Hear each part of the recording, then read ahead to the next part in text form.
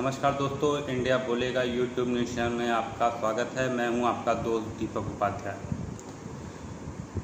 UP विधानसभा उपचुनाव की तारीखों का ऐलान होने के साथ ही सभी सीटों पर सरगर्मियां तेज हो गई हैं। राजनीतिक पार्टियां भी अपने प्रत्याशी जल्द घोषित करने के मूड में हैं। यूपी के सबसे हॉट सीट में से जौनपुर का मल्हनी विधानसभा क्षेत्र भी बोला जाता है, जो पारसनाथ यादव विधायक के निधन से खाली हुई सीट है।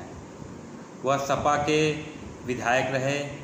इस सीट पर अभी तक सिर्फ 2 नाम ही चर्चा में है, तो 3 का और इंतज़ार है। हम क्यों कह रहे हैं?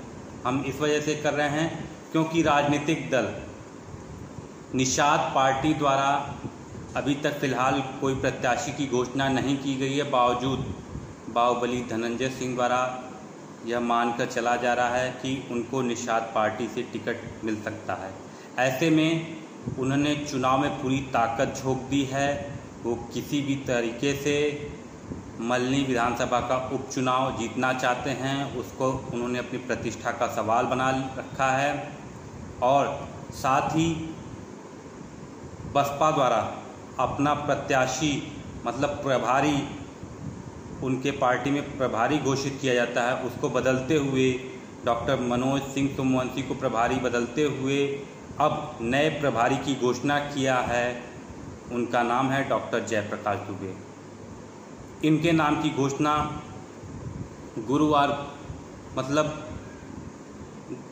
को बसपा प्रदेश अध्यक्ष व वाराणसी के प्रभारी मुनकाद अली ने शंभूगंज बाजार के एक दिवसीय कार्यकर्ता बैठक के दौरान जयप्रकाश दुबे के नाम की घोषणा की है।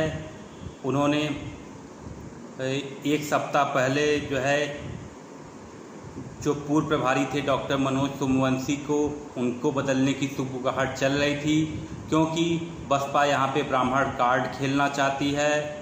तो वहीं जिससे ब्राह्मण मतदाताओं को एकजुट किया जा सके, वह एक छत के नीचे आ सकें। आपको बता दें, मुनकाद अली ने जेपी दुबे का पार्टी की तरफ से ब्राह्मण वोटों को रिझाने के लिए अपना प्रत्याशी कम से कम घोषित ही किया है। प्लस बसपा का जो एकमुश्त जो वोट बैंक है, उसको लेकर बसपा अपना मल्हनी सीट पर विजय का दावा कर रही है।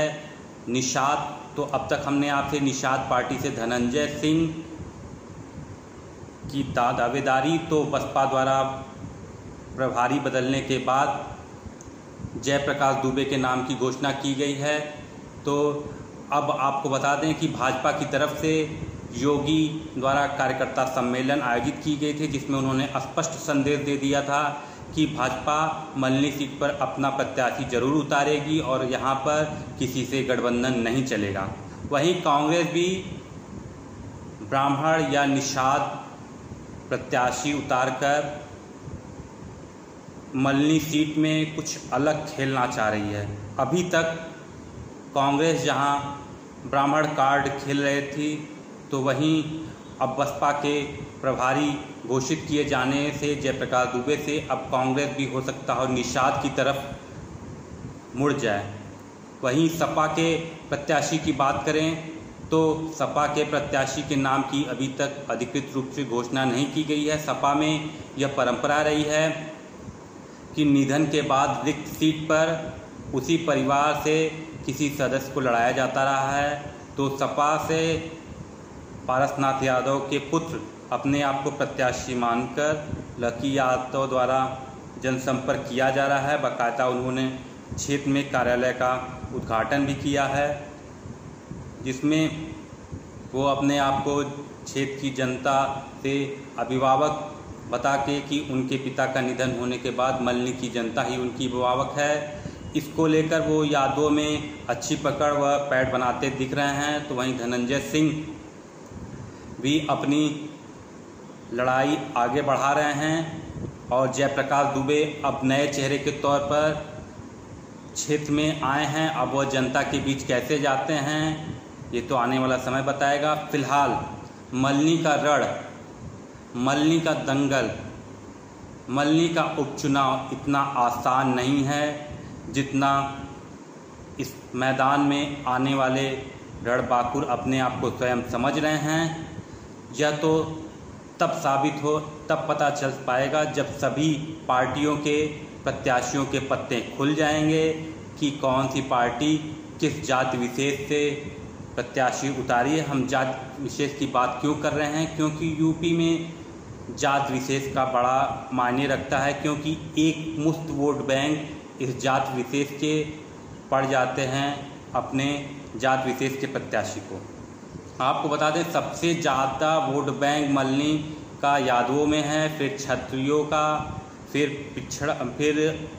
SC ST, निषाद, ब्राह्मण। तो इन सारी जातियों का वोट बैंक मल्हनी में है। अब देखने वाली यह बात होगी कि तीन पार्टियां अब किसे अपना प्रत्याशी घोषित करती हैं। भाजपा, कांग्रेस, सपा। सिर्फ बसपा द्वारा प्रत्याशी घोषित किया गया है, वहीं धनंजय सिंह द्वारा स्वयं को प्रत्याशी घोषित करते हुए निषाद पार्टी से टिकट मांग रहे हैं। अगर टिकट नहीं मिला तो वह निर्दल चुनाव लड़ने के लिए तैयारी करेंगे। यह तो आने वाला समय बताएगा। अगर आपको हमारा वीडियो अच्छा लगा है तो प्लीज़ लाइक कीजिए, सब्सक्राइब कीजिए, शेयर करना मत भूलिएगा। धन्यवाद।